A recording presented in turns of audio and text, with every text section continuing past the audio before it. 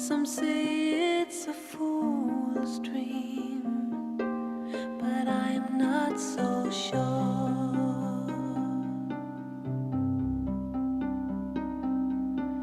I see all your faces on my TV, driven and hungry with eyes full of tears,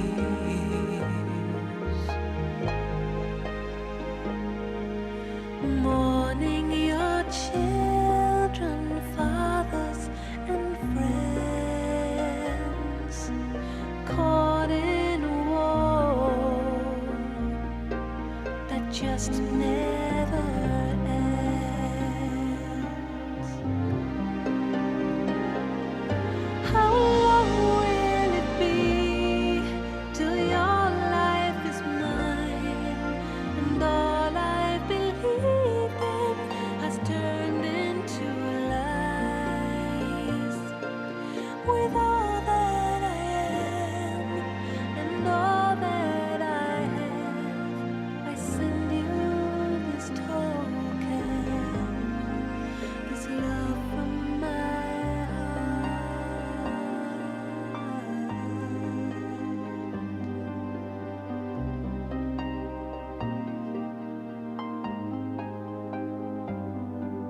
Oh, I've seen a place much more than a dream, a place of such beauty it hurts just to see.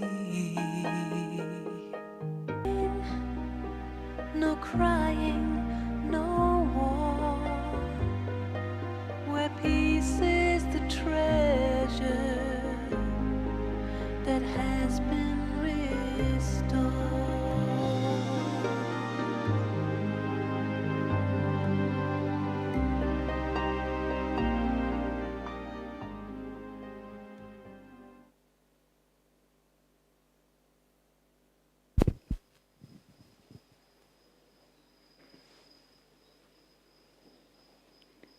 Om Shanti. Welcome you all. Hope you had a nice sleep. It's very important after jet lag from different countries. And now we will have a panel discussion which has been facilitated by Brother Tim. And Brother Tim has been with Baba for 25 years. And he is based in Laura Retreat Center, Blue Mountain, Australia. And over to Tim to talk about what is all about today's panel discussion. And we got three beautiful mature Brahmin for discussing about the topic. Thank you, Tim.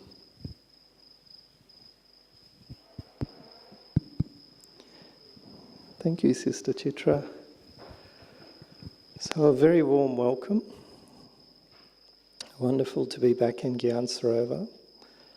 And as you'll know, the topic for this season is Revelation through Harmonizing SANSKARS. And the topic that we'll be taking up today under that umbrella is sharing our similarities and celebrating our differences. So introducing our panelists, over to my far left is Sister Denise. So Sister Denise was the first double foreigner to take Gyan. So she's been in Gyan for more than 50 years now. And mentored by Daddy Janki very closely, and Sister Denise is very prolific. Recorded many classes online. Next we have our dear Sister Bhavna. So Sister Bhavna came to Gyan in the 70s in Gujarat with her family, and in 1982 she became the national coordinator for New Zealand and has been there since. And then to my immediate left, we have Sister Maithili. So 21 years in Gyan, and she is based near Colombo and has been living in centres and looking after centres for the last 15 years. I know she has a very particular interest in running personal bhattis, setting herself spiritual goals and applying herself to those. So when we look at the BK family, it's such an amazing variety of souls. You really couldn't find a greater variety of souls. Perhaps I'll offer this to Denise first. So when you look at similarities in our BK family, what's the shared language of the BKs?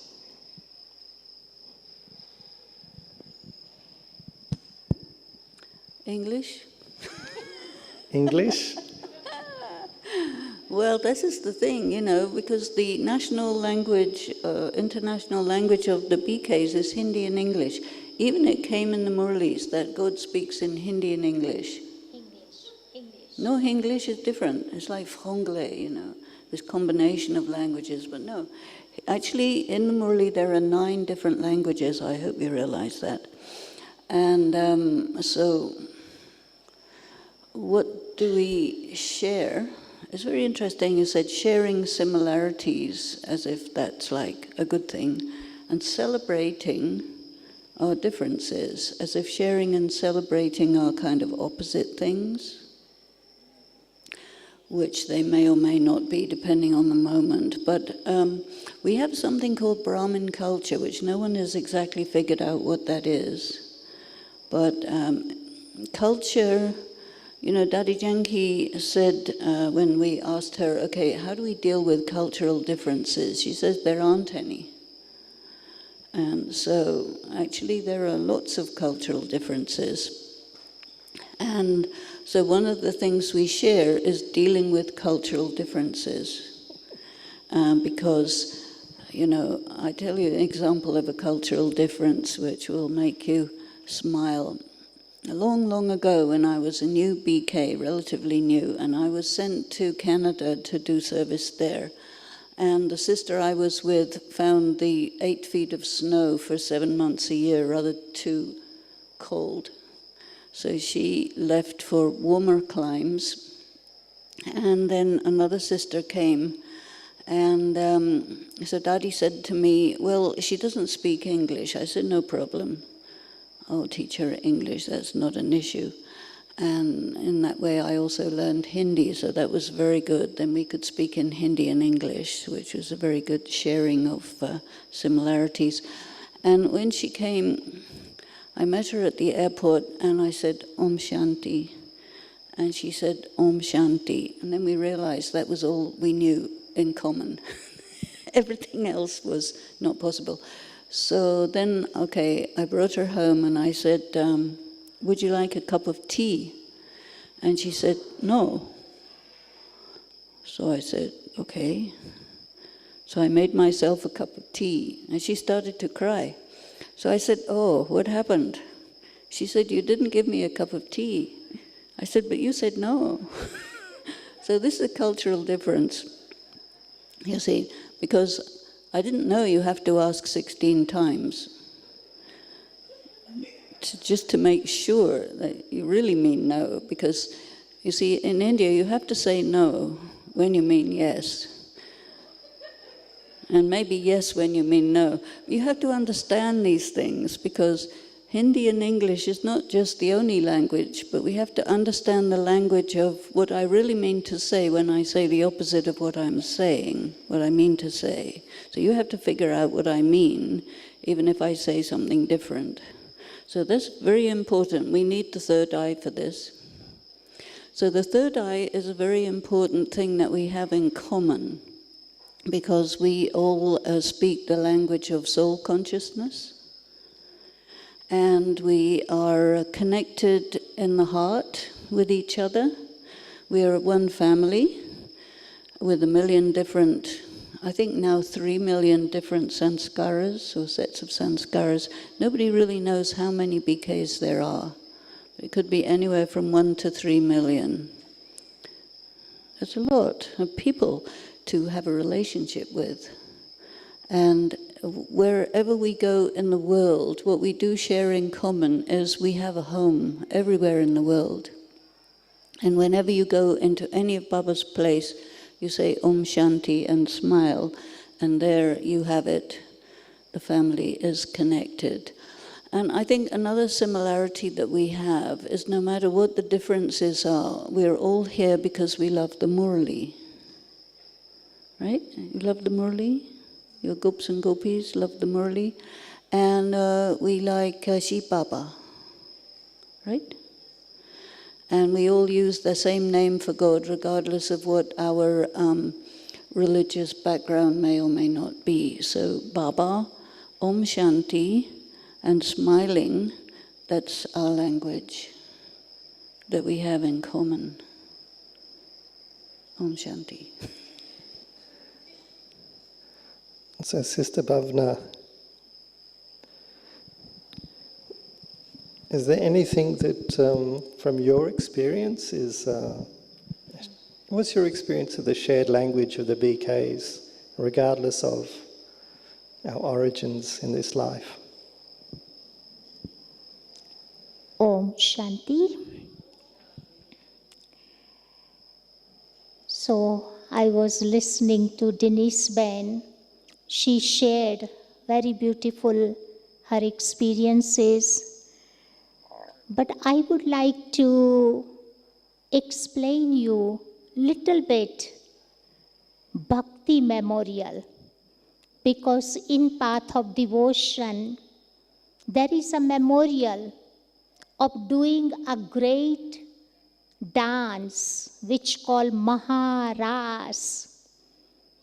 Gops and gopis were performing Maharas. What is the meaning of gopi? Go means physical sense organs. P means the one who is the controller of the physical sense organs. And when gopis were performing this Maharas, lots of similarity were there. Generally, they perform this Maharas on full moon day. Today is a full moon day. Yesterday also we did, celebrated with Mohini Ben. So, full moon symbolizes our perfect stage, complete stage, karmatic stage. Whenever gopis were doing this Maharas, they used to do in a circle. Doing in circle symbolizes the knowledge of the cycle. How Baba says we have to spin the beginning, middle, end of the cycle. Knowledge of the cycle in our mind. And when we spin this cycle, what happens? We create very powerful fort around us. So Maya, negativity cannot enter. So all gopis had that aim to create that kind of powerful fort. Whenever they were performing dance, that soul were ignited. Means they were merged in God's remembrance. They were soul conscious. They merged into the knowledge. And this is the reason they were experiencing super sensuous joy. Ati Indriya Sukha. Because they all had that aim. And that aim gave them that beautiful experience.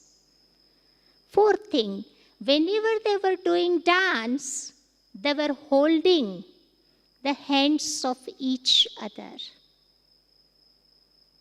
every their step, every move, their body, music, everything was in rhythm. That is harmonizing sanskaras, which Baba wants us to do. And last thing, each and every gopis, whenever they performing dance, they were experiencing company of God with them. They are dancing with God. They are dancing with Gopi Vallabha. That is our memorial.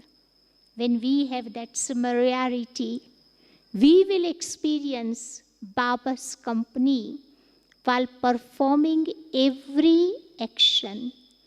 And that's the way we can able to reveal Baba in this world, through our divine actions.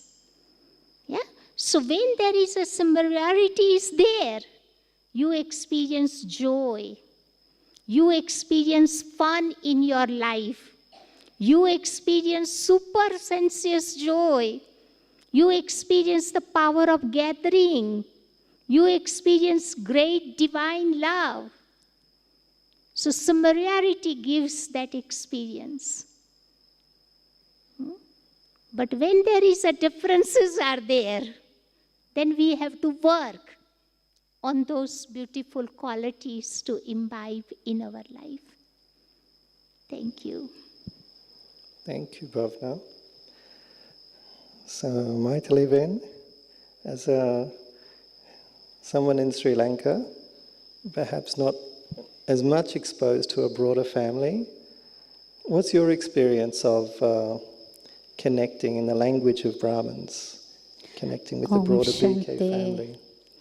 You know, when I heard the topic, sharing our similarities and celebrating the differences, so I was thinking and exploring about this topic. So I just have simple words. You know, Baba used to say in the Murlis that each soul is different. No? So there two souls cannot be same, but still we have similarities. How it comes? Because we have one Baba, one Murli, just one direction, everything is one uniform. So as Denise was sharing, so this includes that we have one Brahmin culture. So that is where we all, even though the souls have a different journey, so we went around the cycle, taking birth in different places, but still, so as we come to Baba, Baba is uniting everyone into one culture, Brahmin culture. So even though physically the language may be different, but we know Om Shanti, no language, everybody understand. So likewise, it is very interesting. So that is how we all are united under one Baba. Thank you.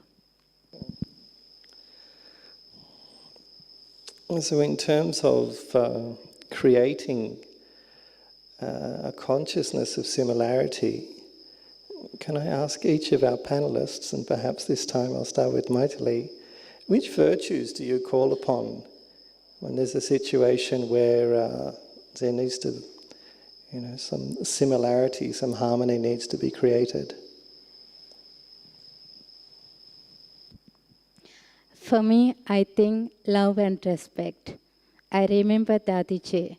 You know, when I used to come for the IYF, International Youth Forum, in my early childhood of Brahmin life. So once the youth coordinators, we met Dadiji at her cottage. So we prepared the favorite song of Dadiji. Exactly, I can't remember which song it was, but I remember one line. So the meaning was, just one Baba and another. So we all memorized the song. No, it was a small group of youth coordinators. So when Dadiji entered in front of us, so we all sang loudly the song. But when that line come, Dadiji pointed out Shiv Baba. It touched my heart because that was the first time I saw Dadiji and how much love she has for Baba. And because of that love, everybody loves Dadiji. She has no enemies. So I think that love and respect, even I heard the stories of Sakar Baba and Mama. They all gave, even the little children, Baba used to give respect. Dadi Gulsar's story. So they were the small children of 6, 7, 8, 9 years old. But still, the first harvest, Baba feed the children and say, you are the Thakurs, the idols. And Baba used to show the pictures of the world map and tell them, you are going to rule the world. That time they didn't understand. They don't know the world map. But still, see how Baba and Mama gave respect. And I also used to think, even 3, 4 of us living in the same room, we find difficulties. But how in Baba's period, 300, 350 souls living together, harmonizing with everyone because of the love showered by Baba and Mama. They were showering Shiv Baba's love. And all the souls were able to harmonize each other. Thank you. Bhavna Ben, the virtues that you relate to in terms of similarities and creating that harmony. Yes, I would say love and respect. I share you one example of my life. It's few years back, I was traveling one of the country, and in this country, they don't speak English. You have to speak subtle region language. Sometimes it doesn't work. Sometimes it works. So I was in one of the center, and 2 sisters were there. One sister knew little bit English. Other one did not know much English. So the one who knew little bit English, she went for work. And that evening we had program at center. So I looked in center. There wasn't any toli or anything which I could not see. So I thought, I am free today, daytime. So I'm happy to prepare some toli. So when she comes back from work, she doesn't have to do anything. Yeah? So I needed flour to make toli. So I asked the other lady who was staying in center, do you have white flour? She couldn't understand. She went to garden, brought white flour. And I said, not this one. Flour for toli. I tried to explain different way, but didn't work that nicely. So anyway, then she said, sister, we don't have in center. I said, okay, no problem. We can go to town. We can buy some flour. Yeah? And she took me to the town. And do you know where she took me? To pharmacies, chemist shop. I thought in New Zealand they don't keep, chemist people don't keep any white flour. Yeah? So I said, you go and ask. And then she went inside. She spoke in her lingos, came back, and she said, no flour. I said, okay, no problem. Now we can go home. And we were driving home, and I saw big supermarket. And then I said, please stop the car here. They will have. And then we both went inside to supermarket and I showed her white flower. And then she said, "Oh, sister, plenty at home." Yeah, so nearly we wasted 1.5 hours. We came back home with empty-handed.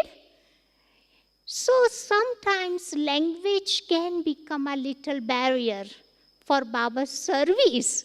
Yeah, but still you feel it's your family. It's Baba's house. They are Baba's children. They are doing Baba's service. So when we have that respect, love for them, yeah, then service becomes quite easy. Because we know all Baba's children are there. They all have their own different culture, different nature, different personality, different sanskaras. Like in our hands, you see 5 fingers are there. They are in different shapes, different sizes. Dadi Prakash Mani used to tell us little story of these 5 fingers. One day what happened, there was a very, very big arguments amongst these 5 fingers. Each and every finger was saying, "I am number 1. This finger has reason that I remind everyone God.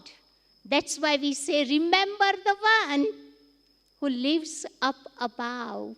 So I remind everyone God. That's why I am number 1.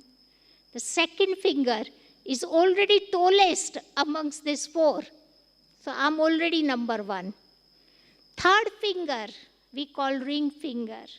And especially in a Hindu devotion, when they do bhakti, they apply the tilak to the people and idol images with this finger. So this finger has great intoxication that I am used in puja, worshipping. And last finger said, I look very small, but I'm very, very important one.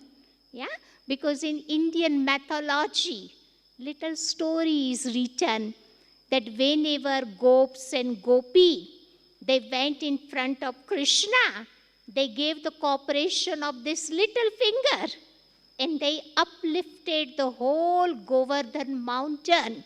So this finger had that intoxication that I have given cooperation to God. I am number 1. And then this thumb said, no, I am number 1.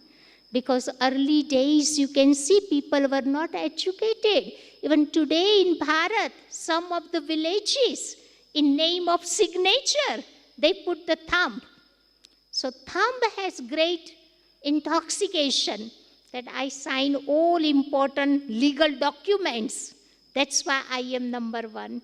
So they all have their reasons. Yeah, and there was a judge. He has to finalize which one is number 1. So judge was very intelligent. What he did, he put the big fruit bowl on table. And then he asked individual finger, go and try to lift the fruit bowl. They all tried. They couldn't even move fruit bowl. And then judge said, okay, now try together. And they could able to lift very, very easily. Yeah.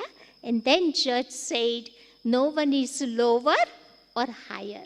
You all have equal importance. So sometimes we see people's goodness and appreciate goodness. That also helps us to harmonize our sanskaras. So that's what little story Dadi Prakash Mani used to tell us. So it's very beautiful story and gives beautiful message. So I would say love, respect, and cooperation. You can harmonize sanskaras easily.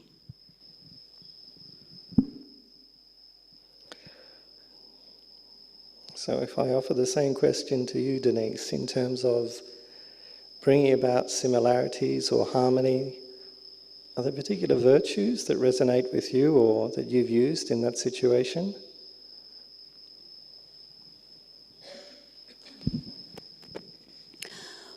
Well, I'll tell you not a story, but a practical reality. And that is that I'm officially a Madhuban Nivasi, right? I was put here by Daddy Prakashmani some 25 years ago. And I was given a room which had 3 beds in it. It was a very small room, and there was just me.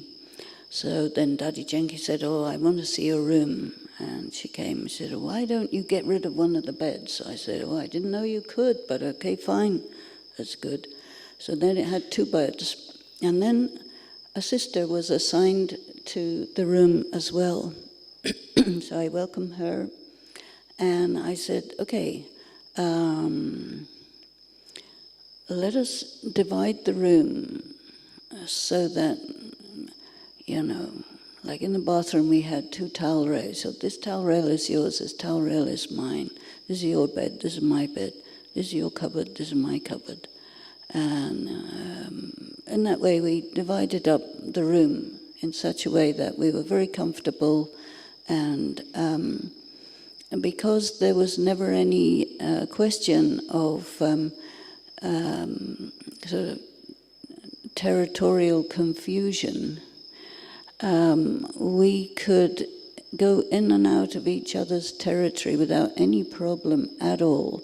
And we have lived together 25 years without a single misunderstanding or problem or anything. And naturally taking care of each other's needs. Are you warm? Are you cold? Do you need light? Do you need fan? All these things are very, very beautifully done. And so this is a practical reality, and it'll probably carry on for the next 30 years as long as we're still alive. Because it's not theoretical, it's practical. And I think that we know a lot of theory, but we also need to be quite creative and intuitive to work out how to work with each other. And everybody has needs and what they like and what they have to have in order to feel okay. So we have to understand what the other one needs and create space for it. And then and I've had many interactions and doing programs in Madhuban and working with different departments and so on. And I never had any problem with anyone because, you have your personal ethical policy, and each one has their value. And you need to understand a person's sense of self, and to sustain a person's sense of self, that you appreciate the cooperation that they're giving, the help that they need, the amount of time, lead time they need for some work that you would like someone to do. All of these things, practical realities. And I have found that this has always worked really, really well. You see the person for who they are, not what their so-called job is or their responsibility is, but see the person for who they are, how they're feeling on that particular day. Do they need something? They won't say, but you will feel, oh, you need this, you need that, you need more time, you need attention, you need me to sit down and talk to you, you need me to say hello every time I see you. And these little things all add up to happiness. So that's how I operate. Would you call that being sensitive to the needs of others? Yeah. I think so, because these are people and highly sensitive. If you're not highly sensitive, you can't perceive God. right? Insensitive people can't perceive God. But if somebody's highly sensitive, then they're highly sensitive in many ways. So you have to sense their sensitivity. And everything is communicated in Madhuban by the movement of eyelashes. So you need to know how to move your eyelashes and how to read these things, because it's very, very subtle. But it works. Okay, so maybe I'll offer this question to who would like to respond first. So in India is a culture that very much celebrates similarities, but for there to be growth, there needs to be innovation, there needs to be difference. So perhaps we're looking now at celebrating our differences.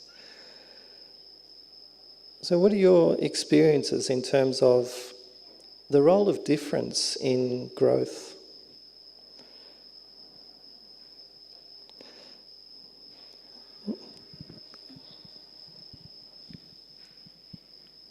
Yeah, whenever there is differences are there, growth is always there. I share my experience. When I went first time out of India, it was quite big change for me.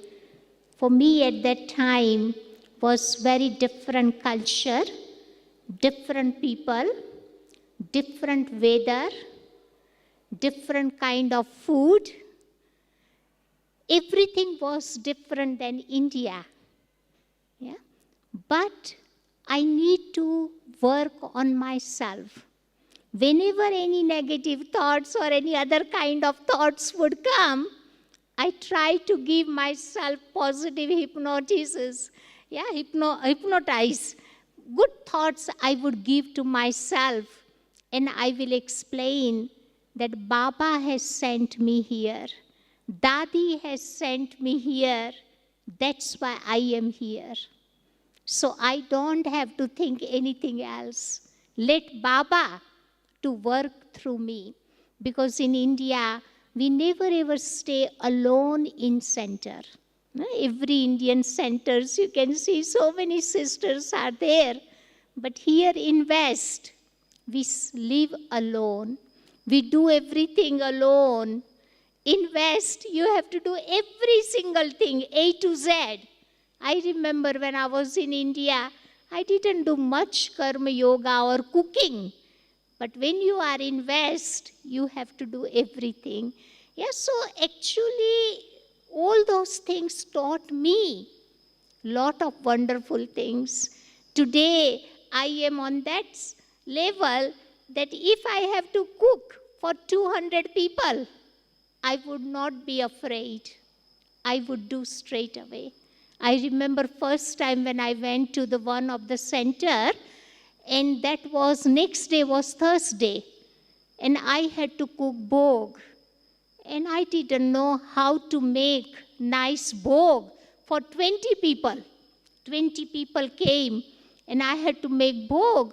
So I got up 3 o'clock early in the morning, and I said to Baba, look Baba, I am here because of you. You have sent me here. So now you have to teach me how to prepare good bhog. And I sat down in front of Baba, and very, very beautiful touchings were coming. And I wrote down, Baba was giving me the recipe of the bhog. I wrote down in my diary, and then I went to kitchen, and then I started following whatever things I have written. And later on, bhog turned out quite good. And few people asked me the recipe. Yeah, so that's what is Baba. Yeah, so once you leave everything on Baba, Baba is always there to guide you, protect you, to show you the right path. So many wonderful experiences I had in last 45 years. Yeah. So that's where I can see, if I was in India, I would not have done that much progress. But these differences of the things made me to move forward, to learn many wonderful things and enjoy the life. Now I really enjoying life in West because very balanced life is there. You have Gyan, Yoga, Dharana, as well as you doing service. So balanced life, that's what I enjoyed serving in West. Om Shanti.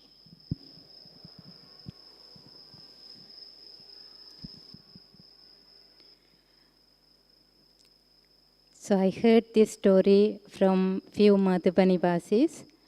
So when there are conflicts or differences in sanskars between two souls, so what Dadiji would say, due to the differences of sanskaras, sometimes we may commit mistake, we may react. So what Dadiji used to say is she gave a very good punishment. So she would say, no service. Go and sit in front of Baba the whole day. Maybe 1 day, 2 days. It depends on the mistake. So I took it personally for myself. And I appreciated Dadiji. And it was a good learning for me. Because to harmonize the sanskars of Brahmins, it's a big challenge. But it has to start from myself. So I did many experiments. Last night I shared one experience with Brother Tim. So let me share that.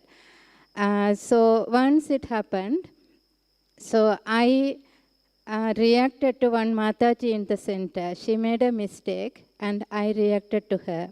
And she started crying. I really felt very bad. So as an instrument, I should not have reacted to her. But due to my old sanskara, it happened. So then I remembered this Dadiji's teaching. So I thought, okay, let me put myself in a bhatti, personal bhatti. So I thought it to have for 21 days. Then I wrote to Nirmala Didiji about this incident and I wanted to get her blessings. And she said, Maithili, 21 days is not enough to change the sanskara. Once Sakar Baba told Dadi Janki ji, she asked Baba, so I want to escape from Dharmaraj. So what should I do? So Baba told her to sit in 40 days bhatti. So you also have to do that.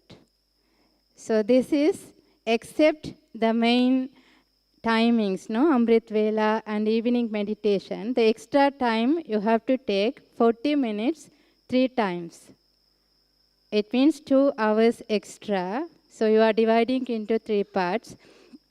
So then with the courage and with blessings of Nirmala Didiji, so I started this bhatti. The very first 40 minutes I got obstacles.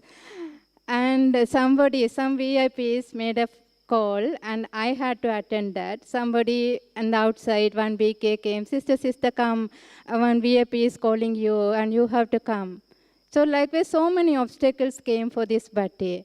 And once I had to go out for service, it was a Jyotirlingam program, mega program. So I was invited. So actually, I don't want to express anyone, I don't tell anyone that I'm sitting in a bhatti. I don't like it. I want to do my effort in an incognito way. And after finishing, I will share. Before that, I don't. So I went there for the service also, but I made sure that I sit in this bhatti. And sometimes I didn't get time. So those days, what I did was, I stayed awake night to cover the timings before 12 midnight. So somehow I would cover that. And for this, I took the support of Avyakt Bapdada's Murali. Related to the sanskars. So whatever Baba told, I used to churn on that, reflect on that, so that as Mohini Didi was sharing last night, we have to create that eternal sanskars. And what are our sanskars? Baba's sanskars are our sanskars. That's what she told yesterday. So to create that golden aged sanskars and the eternal sanskars, I took the support of Avyak Baptada's Murli, and I completed the party very successfully. So what happened was my stage went up, and I was creating that high frequency. The energy level went up. And I was able to accept everyone. I was able to shower love on whoever it is. So it was a big experience, very good, beautiful experiences I had. And not only this, I had many, many personal parties. I don't know whether I have time. Can I share one more or later? Later. Okay, thank you. So Denise, in terms of difference,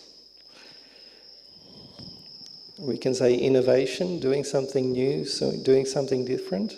Your experience in terms of spiritual growth? Well, spiritual growth and doing something new, that's different. But, Bap Dada used to say very often, could you please do something new? And we would all put up our hands, all the double foreigners, all the Bharatvasis, say, yes, we will do something new. And then, actually, innovation is not so strong in the culture of India. Because in the culture of India, the strong belief is that the ancestors are the ones who know, and that all of that knowledge is passed down through the generations. So if you do something new, it's a deviation from something good. So there's a lot of reluctance to have innovation. And then in Western culture, it's different because there's a lot of importance given to innovation, creativity, and doing something completely different. But at the same time, you always have a majority of people who are comfortable with how things are. And there is an expression, if it's not broken, don't fix it. You probably know that one. And so what that means is you get many situations where somebody wants to do something new, which is actually quite good, but it is so different from what people are used to that it's very difficult for them to imagine how it would be if you bring that in, and would there be any loss, and would we be off track, and would we be going against Srimad? So a lot of doubts like this come to new ideas. And so I'm a person who likes new things. And so what I do is I create a small, like a small group of people in a faraway place and off the radar, and experiment with new ideas. Because when you do that, you see if it works, if it doesn't work, you get an opportunity to make improvements, see what corresponds to essential Gyan, original Gyan, what is off track. And then when you have some kind of final thing that you're comfortable with, and that there are a number of other people who are familiar with it, and then it can be introduced. If you introduce something very new and very good into a very traditional environment, you find that even if it's very good, and even if it's very successful, there's still a lot of concern about it. And so you have to allow something to grow up and to show that it's not dangerous, it's not going to cause any problem, it's going to actually enhance the situation.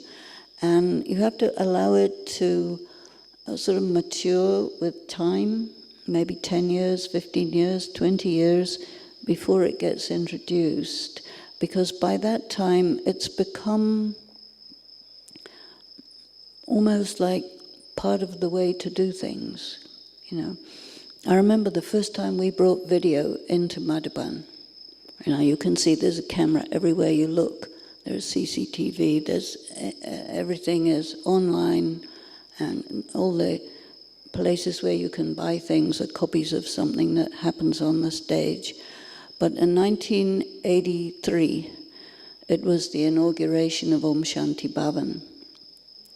And the sister who was living with me is a professional film producer and video. We were using video. We had huge equipments because at that time you didn't have little mini cameras, you had big ones, much bigger than these, which we had to carry from America, and big monitors and so on. We brought it in, and my sister insisted that we have a separate battery.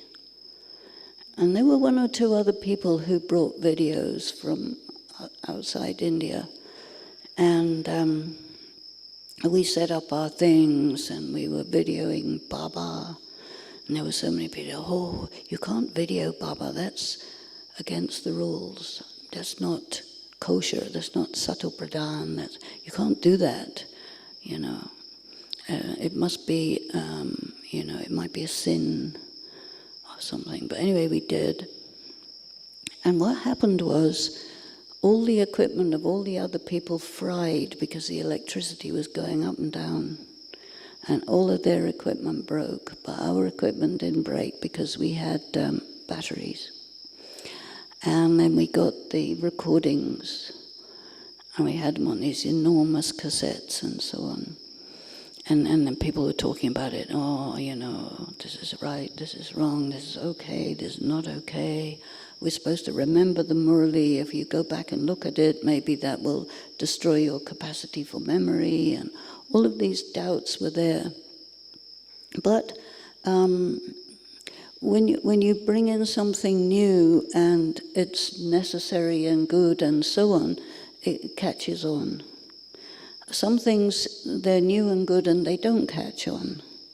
And so then you have to put them in the back of the drawer and bring them out later when the time is right. So you have to be quite aware about the effect of new things on people who are very wary about bringing in something different, because there's no system for evaluating it. And there is where you also get a difference, like a cultural difference, because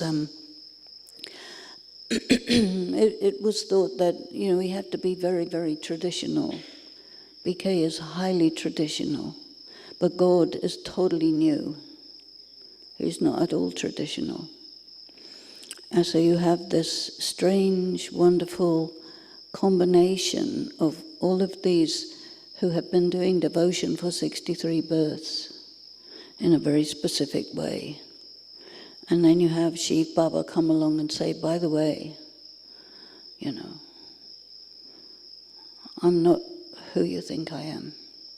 I'm not how you think I am. I don't operate like this. I don't like the things you think I like, and I don't dislike the things you think I dislike. So let me present myself to you. And so we have to give time to allow something new to really be here. That's how it is. Shanti. So it seems in terms of our relationship with similarities and differences that we need both. We need both. Similarities and differences. Perhaps it's a bit like left foot and right foot walking together. Because if we were all exclusively the same, there would be no innovation. I'm reflecting on the three daddies that we remember and love, and I can't think of three people who are more different, and yet they had such harmony. And I'd like to call upon you to share any experience that comes to mind in terms of seeing how the daddies or any seniors managed the balance of difference and similarity.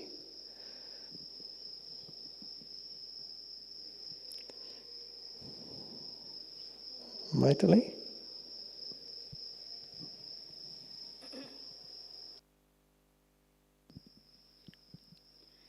So when remembering daddies, so each one is a different flower, you know. So Dadiji's speciality is love, and Dadi Janki is wisdom, and Dadi Gulzar is silence. So I used to admire each one. And Manohar Dadiji, she is very special in sharing the Yagya stories. So even while the Murali class is going on, she will just stop and start to share the stories.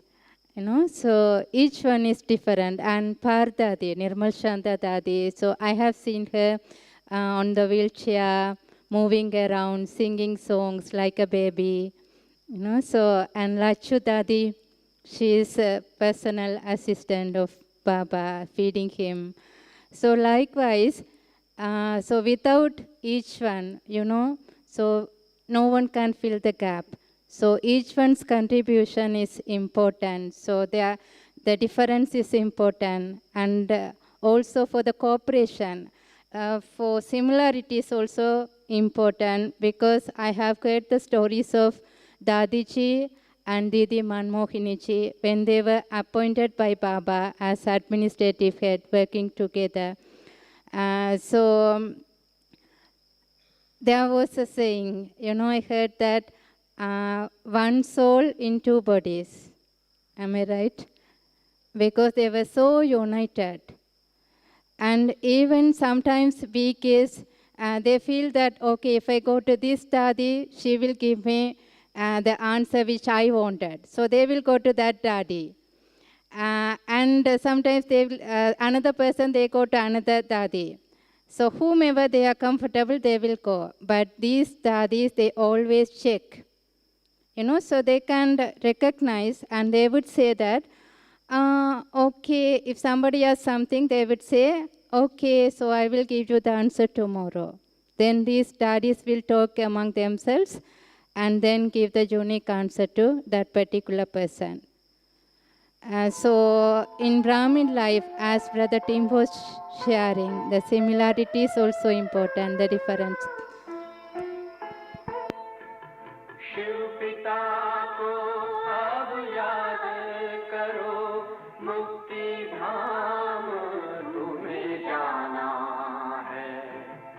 अपने सुकर्मों के बल पर ही सतयुग में तुमको आना है। शिव पिता को अब याद करो।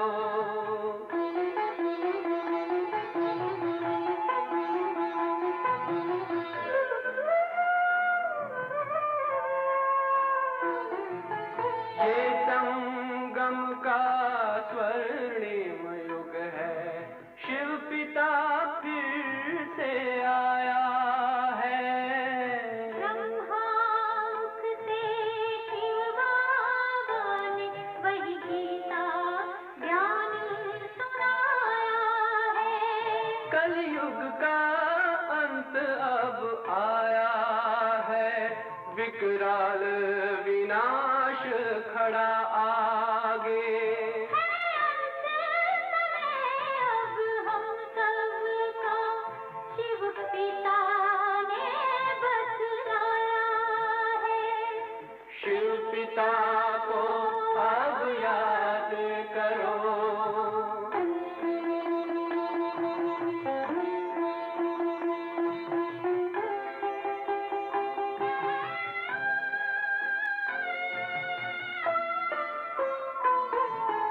पांडव शिव शक्ति सेना की रणभेरी अब फिर बजती है। शिव बाबा के ज्ञान से फिर माया को मार भगाना है। शिव पिता को अब याद करो, सतयुग में तुमको आना है। शिव पिता को अब याद करो, मुक्ति धाम तुम्हें जाना है। अपने सुकर्मों के बल पर ही सतयुग में अब तुम्हें आना है।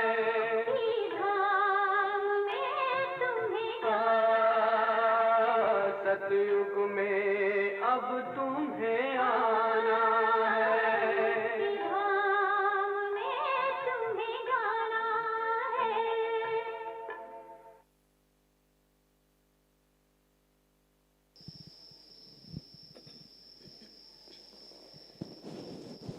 So let me finish this. So it's like an orchestra playing variety of instruments playing together. So that's how I enjoy the daddies' specialities. And what I try to say is, not only daddies, each Brahmin soul is selected by Baba. So each one has specialities. So if we can find the specialities and give love and respect, then we can work together to create the world of harmony. Thank you.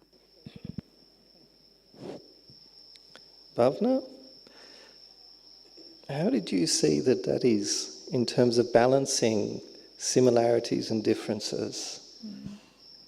Yes, like Maithili said, all daddies, they were different in their specialities. They are very unique soul. They are like a foundation of this yagya.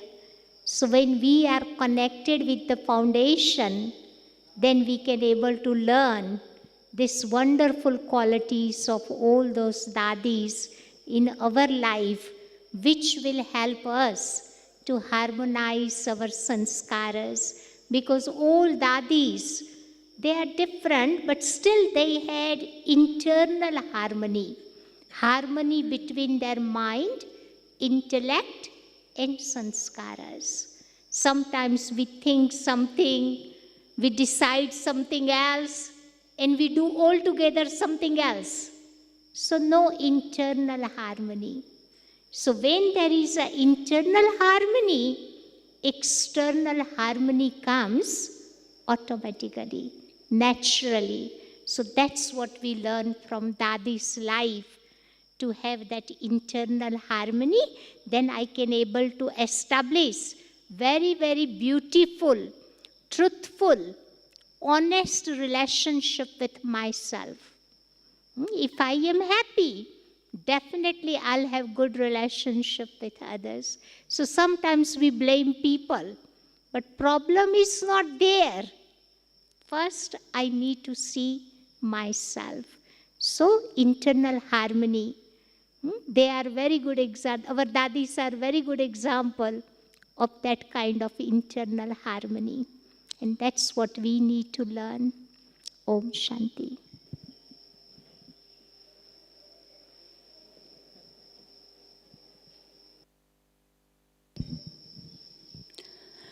I think it's a matter of flexibility. There are little metaphors and symbols that people use quite often. You may be glass or grass. So if you're glass, you're absolutely rigid, fragile, brittle, and you break down at the first possible moment and fall in pieces which can never be repaired. That's glass. And so if you're grass, the only thing you have to be careful about is not to be around when two bulls are fighting. because the grass will be destroyed. But otherwise, the grass is very flexible, it moves in the wind, it grows, you cut it, it grows back again, it proliferates, it's quite good. So under normal circumstances, it's good to be grass. But nowadays we're getting into very extraordinary circumstances. We are in times of catastrophic change. You don't know if you'll be able to wake up the next morning, depending on where you are. There's a lot of violence going on. There's a lot of insanity going on. And in the middle of all of that, you need to keep yourself stable, steady, very flexible with circumstances, and I think very attentive on one another. Because one thing that happens easily is people get neglected or left behind or something like this because you're so busy looking after your own situation. So you have to be careful about the other people, not to let them get into trouble unnecessarily or get sick without anybody realizing there's something wrong. There are many examples of this. And so we have to have a lot of love along with the flexibility. And I think we also have to understand that looking good is not the same as being good.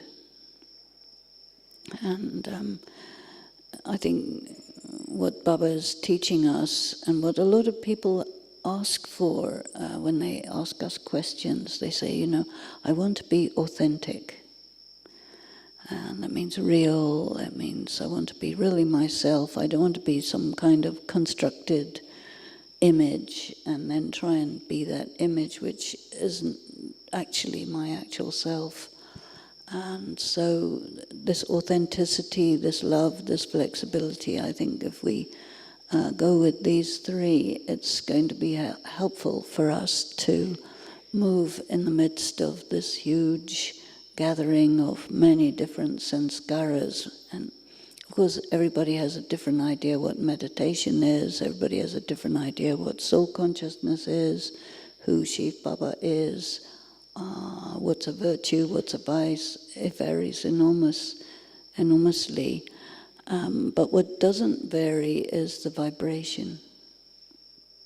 And when you're really with Baba and really in your power, there's a vibration of spirituality that's really recognizable by everyone, and people are drawn to that.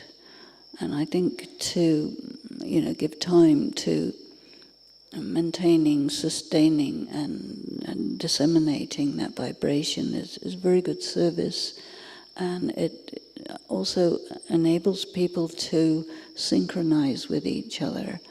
And then you can be in harmony while being different, and you're really using more of your intuitive powers, and maybe you might even say that yoga power does something to bring people together, where we are harmonious, we're individual, we're for real, we're genuine, we're attentive and loving, and maybe that's a nice way to be.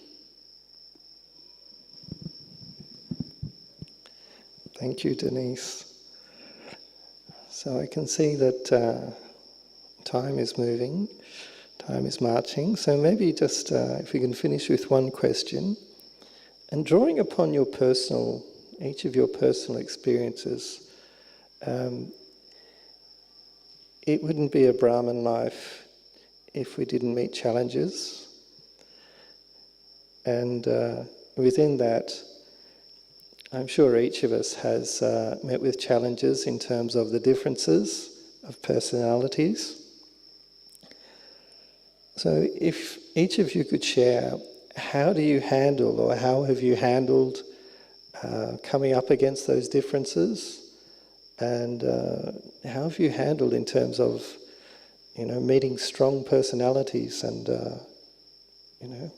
finding harmony within that.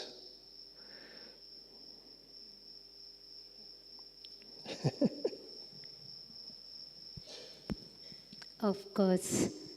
So it's a big challenge. And, when you go for service, or even in Madhuban, so there are difficulties in accommodation, 10 people in one room, one need fan, one doesn't need. So likewise, so interesting. And I remember Dadiji's experience, Prakashmani Dadiji. I heard few stories about this. So Mohini Didi and Dadiji were together in one room. Mohini Didi wants fan and Dadiji doesn't want. So what she does is, she never told that, please turn off the fan. She would cover with her blanket and she will just sleep nicely. So that is Dadiji's thing.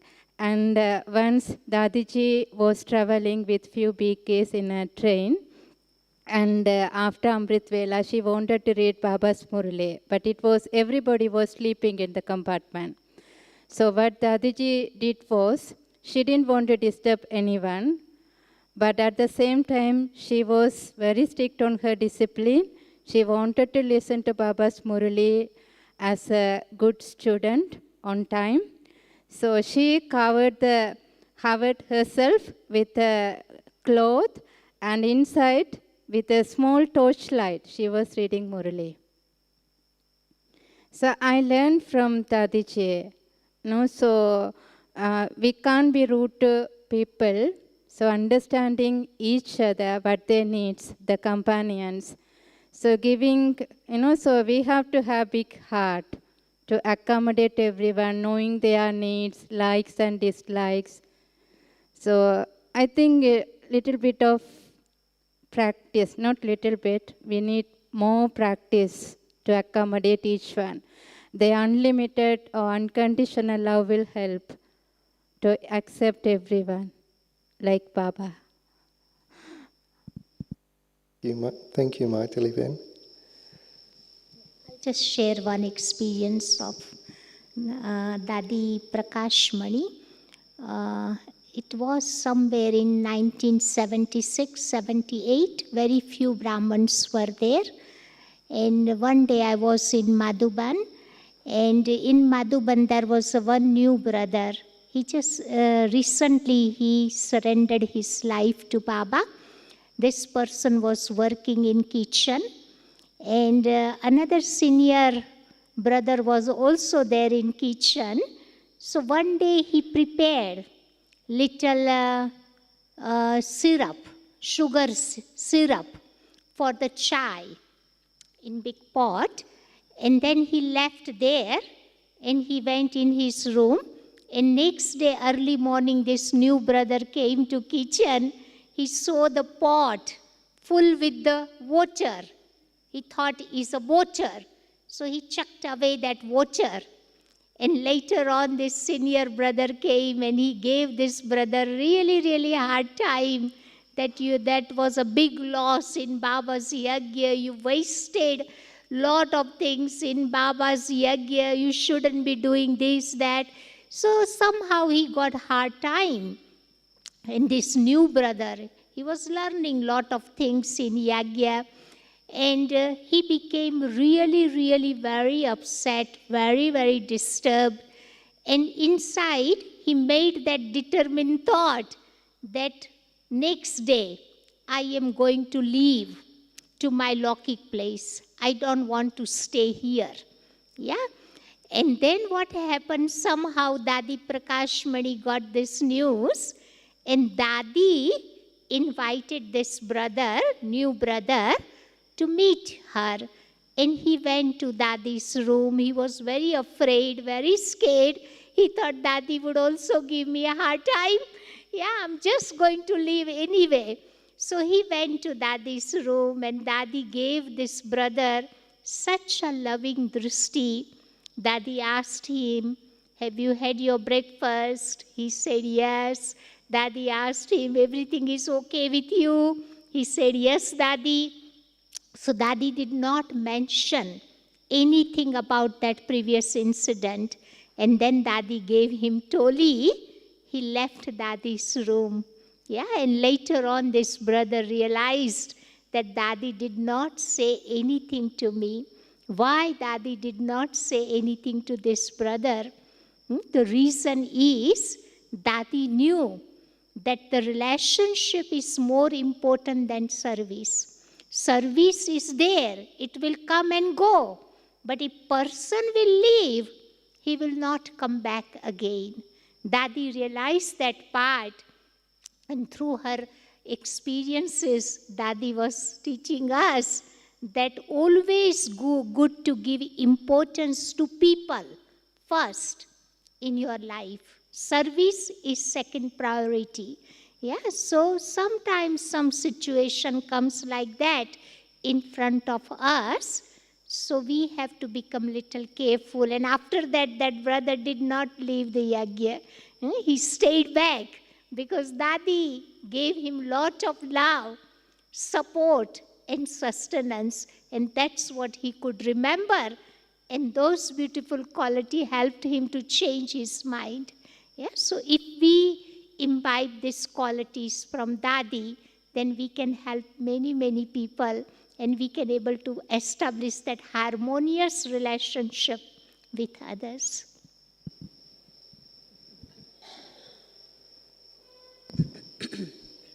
So your question is, how do we handle challenges, right? Your personal experience. Well, of course, there are tons and tons of challenges, from the top, from the bottom, from the side, from the night, from the day, from the lokics, the alokics, the parlokics, everything, you know.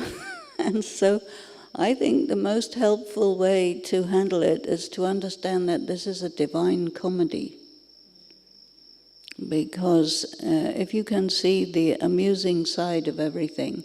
I remember a very interesting, useful tip that Bab Dada gave. He says, you know, I've got as many TVs as there are of my children, and I watch their performances all the time, and all of it is cartoons. So I said, yeah, it's true. Most of it is Tom and Jerry performance, most of it. And so I watch Tom and Jerry, and I say, yes, we need a lot of humor. And take it easy, take it light, because it's not really a very big deal. We are super sensitive, but when it comes to these Tom and Jerry things, we have to be quite thick-skinned. And so that's one of the balances that is very helpful. And none of it matters. And even, you know, the very worst possible thing that could ever happen to anybody, they can't remember it longer than 6 months, and then you're back to normal. You know, so even if you lose face, or you get horrible accusations, or blah, blah, blah, all of this stuff, which is absolutely normal, it passes. It's okay, it doesn't matter. No big deal. It's all in the drama. And we love drama, right? Some people say, how exactly is it that drama is perfect? Oh, just keep looking, you'll see the perfection of it. How is it that drama is always accurate? Yes, very accurate. Even all these horrible things, they're very accurate. Because you have to use your power of transformation, use your power to discern the deep, extraordinary wisdom that lies behind each of these amazing scenes, and then you'll be fine. Yes, Om Shanti. Yes. So, if you'd like to join me in thanking our panelists for a varied and, well, we all have similarities, but we've come and shared our differences. So please, a warm round of applause for our panelists.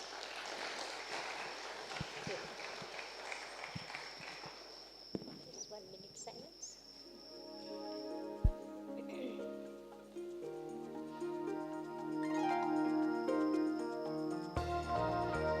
Maybe it's the blind who see. Maybe it's the man who's been shaken.